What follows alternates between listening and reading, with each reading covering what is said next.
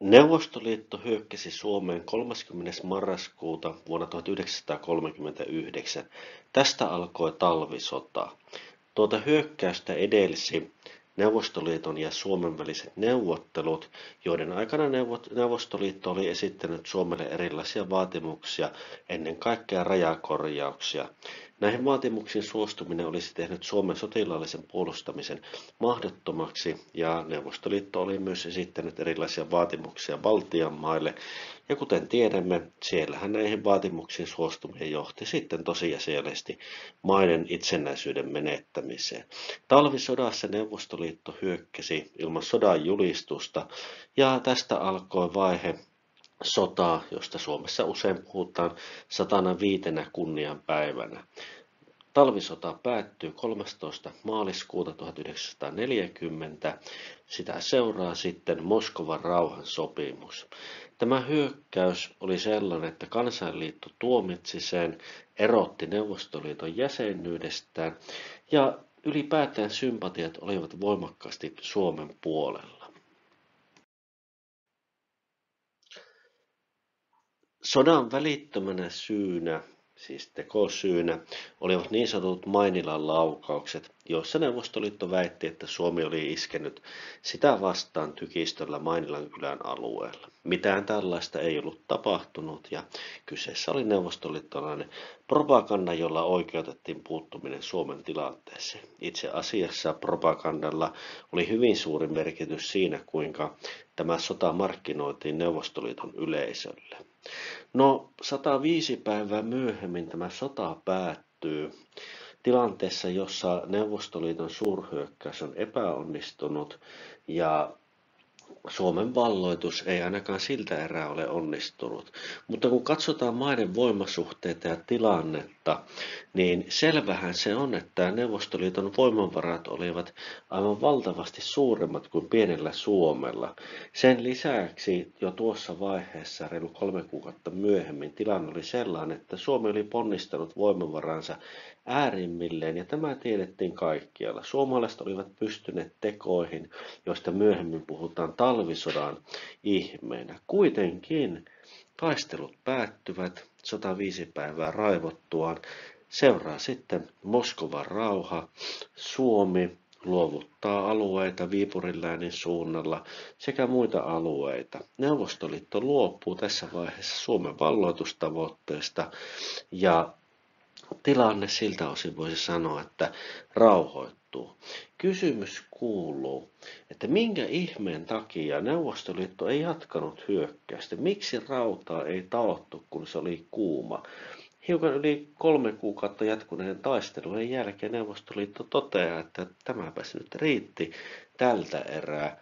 Jokainen tilannetta vähänkin ymmärtävä tajuaa, että voimasuhteiden näkökulmasta kyse oli siitä, että Suomi oli jo onnistunut odotuksia vastaan torjumaan hyökkäyksen, joka tavoite oli Suomen valloitus. Se oli selvinnyt myöskin Neuvostoliiton uudesta hyökkäysvaiheesta. Miksi ihmeessä Stalin totesi, että nyt riittää, eipäs vedetäkään pitkää päätyyn, vaan neuvotellaan? Näitä syitä voidaan ryhmitellä eri tavalla. Ja se, mitä te seuraavaksi esitän, ei ole mikään tyhjentävä esitys kaikista nyansseista, vaan keskittyy päätekijöihin, jotka olen ryhmittänyt tässä 4 osa-alueeseen. Lisäksi sellaisena yleisenä havaintona on se, että niin kuin sanotaan, tangoon tarvitaan 2. Molemmilla osapuolilla oli sodan päättyessä intressi vahva siihen, että sota lopetetaan. Eräs keskeinen lähtökohta sille, että Suomi oli valmis raskaisiin myönnytyksiin ja Neuvostoliitto ainakin toistaiseksi hylkäämään Suomen valloitustavoitteet, oli se, että nämä joutuivat tekemään päätöksensä hyvin epäsymmetrisessä tilanteessa, mitä tietoon tulee. Suomalaiset eivät olleet varmoja siitä, että voisivatko ne luottaa länsivaltojen lupauksiin siitä, että apua tulisi ja tulisiko sitä riittävästi. Britannia ja Ranskahan olivat luvanneet Suomelle apua. Toisaalta ne eivät tienneet sitä myöskään, että kuinka nopeasti ja kuin millaisella voimalla Neuvostoliitto oli valmis jatkamaan hyökkäystä.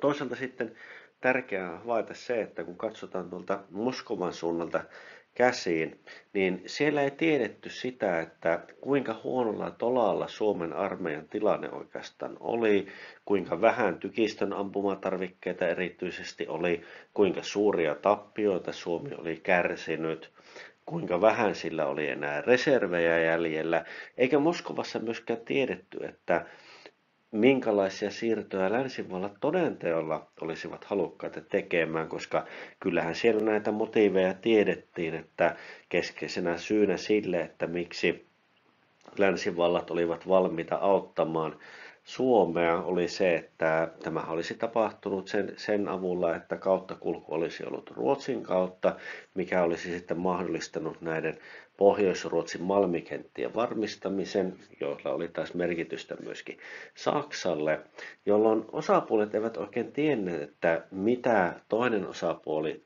tahtoo ja mihin se todella pystyy, mihin pystytään venymään itse.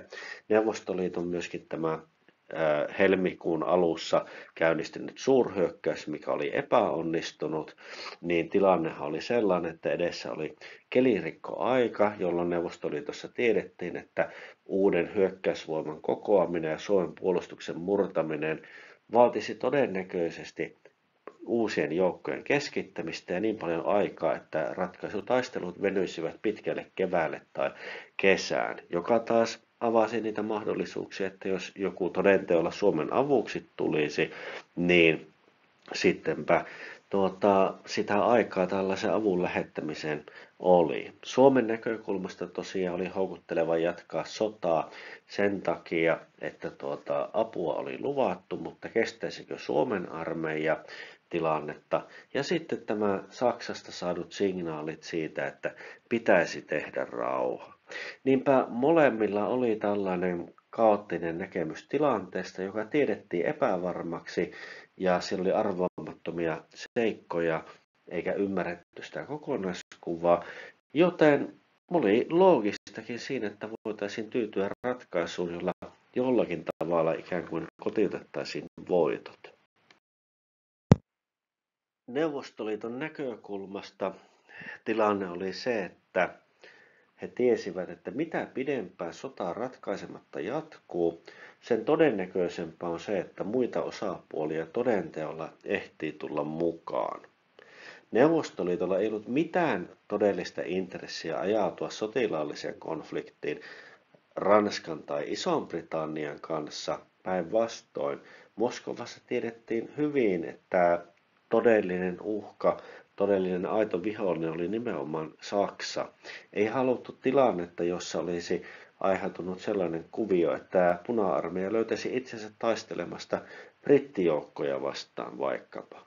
Toisaalta Suomen näkökulmasta tässä oli myöskin sellainen ikävä potentiaali, että täällähän myöskin tiedettiin se, että ei se nyt apu ollut, mitä tarjottiin, niin sillä tavalla mitenkään pyytteetöntä, vaan kytkeytyy tähän laajempaan tilanteeseen. Että sellainen tietty kauhuskenaario oli se, että okei, apua saadaan, mutta että ajaudutaanko tässä nyt niin kuin suurvaltojen taistelutantereeksi. Eli kun alkoi avautua mahdollisuus sitten neuvotteluyhteyden myötä päättää sotaa, niin siinä oli myöskin tällainen tausta-ajatus, että tämä nyt välttäisi sen suurvaltasodan pelinappulaksi ja suurvaltasodan jalkoihin jäämisen mahdollisuuden. Mitä pitempään sota jatkui, niin molempien näkökulmasta siis tämä epäsymmetrinen tieto ja käsitys tilanteesta lisäsi sitä epävarmuutta, vaikeutti varautumista ja molempien näkökulmasta pitkittynyt sota sitten lisäsi mahdollisuuksia siihen, että sota laajenisi. Neuvostoliitolle se tarkoitti sitä, että jouduttaisiin sotaan sellaisia maita vastaan, jotka eivät olleet maita, jotka koettiin todella vihollisiksi, kun oli niitä oikeitakin ongelmia Saksan muodossa, ja Suomen näkökulmasta taas tämä, että jäätäisiinkö sitä sitten vain suurvaltojen taistelutantereiksi. Kolmantena seikkana on sitten se, että kun katsotaan sitä tilannetta, että missä nyt nämä kontaktit sitten otettiin Moskovan ja Helsingin välillä, ja kun alettiin sitä tulitaukoa ja rauhaa hieromaan, niin hyvin olennainen juttu oli se, että aselevon ja sitä seuranneen Moskovan rauhan myötä molemmat pystyivät kertomaan omilleensa, että nyt ne keskeiset tavoitteet kuitenkin saavutettiin, että rauha ei ollutkaan minkäänlainen sinänsä niin kuin häviö, vaikka toki molempien näkökulmasta myöskin oltiin kaukana siitä ideaalisesta ratkaisusta. Neuvostoliittohan tämän sodan myötä sitten sai saneltua Suomelle rajakorjaukset ja muutokset, tukikohta perustettiin Helsingin kupeelle ja niin edelleen. Eli päästiin niihin tavoitteisiin, ainakin kun vähän katsellaan niin sopivan kaukaa, mitä oltiin esitetty niin kuin ennen sitä sotaa. Eli kun Suomelle oltiin tosiasiallisesti esitetty sellaisia vaatimuksia, jotka olisivat tehneet sotilaallisen puolustuksen mahdottomaksi ja tavalla tai toisella mahdollistaneet Suomen valloituksen, mikä oli se tarkoitus. No sitten kun se valloitussota tulee neuvotteluiden epäonnistuttua, niin voidaan niin kuin palata ikään kuin taaksepäin ja todeta, että mehän nyt päästiin niihin tavoitteisiin, mitä me vaadittiin. Alusta alkaen oli tietysti selvää, että Stalin halusi Suomen liittämistä Neuvostoliittoon ja sillä hyvä, mutta se rauha, mikä päätti talvisodan, voitiin näyttää niin kuin voittona, joka perustui niihin vaatimuksiin, mitä Neuvostoliitto oli esittänyt Suomelle. Suomen näkökulmasta homma oli hyvin yksinkertainen. Meillähän se oli kyse selviytymistaistelusta, Suomen itsenäisyyden turvaamisesta, miehityksen välttämisestä ja Venäjän liittämisen välttämisestä. Niin tässähän sinänsä niin kuin onnistuttiin. Vastoin kaikkia odotuksia suomalaiset pystyivät torjumaan puna-armeijan, saavuttamaan voittoja, pysäyttämään myöskin helmikuussa 40 tämän käynnistyneen uuden suurhyökkäyksen, joka oli se viimeinen yritys musertaa Suomi. Me jouduttiin nöyrtymään merkittäviin luovutuksiin alueiden osalta ja meidän asemamme oli haavoittuvampi, mutta me pelastimme tämän tasavaltamme ja oman elämäntapamme itsenäisyyden ja hallinnon taistelemalla Moskovaa vastaan. Eli molemmille osapuolille lopulta se suostuminen tulitaukoon, rauhanneuvotteluihin ja rauhansopimukseen oli tämmöinen, että oikeastaan päästiin siihen, mitä tietyllä tavalla tavoiteltiin. Ei mikään optimaalinen täydellinen ratkaisu, mutta sellainen, mikä voitiin omille markkinoilla jonkinmoisena onnistumisena. 4. kohtaan olen laittanut sanan Saksa, mutta siinä voisi oikeastaan olla joku tällainen ympäripyöreä kuvaus tällaista laajemmasta kontekstista. Saksahan oli tehnyt Molotov-Ribbentrop-sopimuksen Neuvostoliiton kanssa, jossa itäinen Eurooppa oli jaettu näiden kahden suurvallan välillä etupiireihin ja ne olivat tunnustaneet toinen toisillensa oikeuden sitten laittaa asiat mieleiselle tolalle omalla etupiirillään. Suomi oli tässä järjestelyssä nimenomaan Neuvostoliiton etupiirissä. Saksa kunnioitti tätä sopimusta ja vaikka nyt ei varsinaisesti niin kuin ryhtynyt Neuvostoliittoa tukemaan, niin jättäytyy kuitenkin sivuun. Ja tämä ratkaisu, jossa Saksa, vaikka virallisessa propagandassa olikin kommunistien vastainen, ja sitten kun tuli tämmöinen kommunistisen järjestelmän vastainen sota, asettui sivuun, niin tämä oli itse aika epäsuosittua siellä Saksan suunnalla. Italiassahan syntyi tämmöinen merkittävä liikehdintä, jossa suuria määriä italialaisia ilmoittautui vapaaehtoisesti sotimaan Suomen puolesta.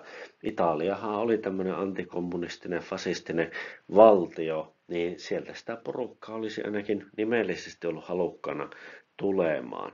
Ja tämä oli saksalaisten näkökulmasta vähän semmoinen hankala tilanne, mutta kun kävi selväksi se, että Neuvostoliitolla ei olisi mitään helppoa reittiä Suomeen. Kirjaimellisestihan Neuvostoliitto lähti soitellen sotaan, yliarvioi täysin oman sotilaallisen voimansa suhteessa suomalaisten vastarintaan, niin tässä tilanteessa sitten Saksankin käsitykset alkoivat muuttua tämän jatkon osalta. Ja Suomen suurlähettiläs Saksassa tapasi marsalkka Hermann Göringin, joka kertoo hänelle, että Suomen pitäisi suostua rauhaan millä tahansa ehdoilla.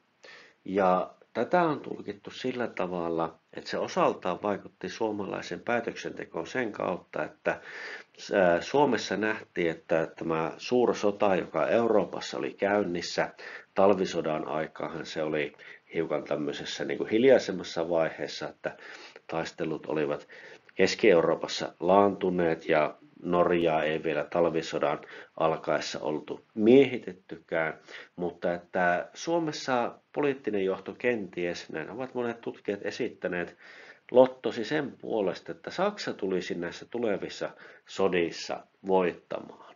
Ja tähän liittyen osaltaan tulkittu se, että kun Göring sitten kehotti Suomen Berliinin suurlähettilästä välittämään tämän tiedon Helsinkiin, että pitäisi suostua rauhaan, niin tämä saattoi vaikuttaa siihen, että Suomen poliittinen johto näki sen, että ehkäpä siinä tulevassa maailmanjärjestyksessä, jossa Saksa voittaa sodan, niin kunhan välit Saksaan pidetään hyvänä, niin me pystytään korjaamaan kyllä nämä talvisodan menetykset. Ja tässä pitää muistaa se, että kun Saksa hyökkäsi Puolaan ja Neuvostoliittohan sinne myöskin hyökkäsi, tämä oli yhteistoiminnassa tehty homma, Puola jaettiin sitten Berliinin ja Moskovan välillä, niin se luotto sinne länsivaltoihin oli melko heikkoa. Tämä länsivaltojen sotilaallinen koordinaatio ja muuhan oli todella heikkoa ollut siinä. Puola ei tosiasiallisesti minkäänlaatuista apua saanut, vaikka hyökkäykset johtivatkin sodanjulistukseen Saksaa vastaan, niin se, että pitäisikö laskea näiden epävarmojen läntisten maiden varaan vai sitten tehdä nyt se rauha sitten itänaapurin kanssa, mutta veikata sitten tässä suuressa konfliktissa ja suuressa kuvassa Saksan voittoa, niin tämähän näyttäytyi sitten houkuttelevalle. Saksallehan myöskin tämä tilanne oli kansainvälisen politiikan näkökulmasta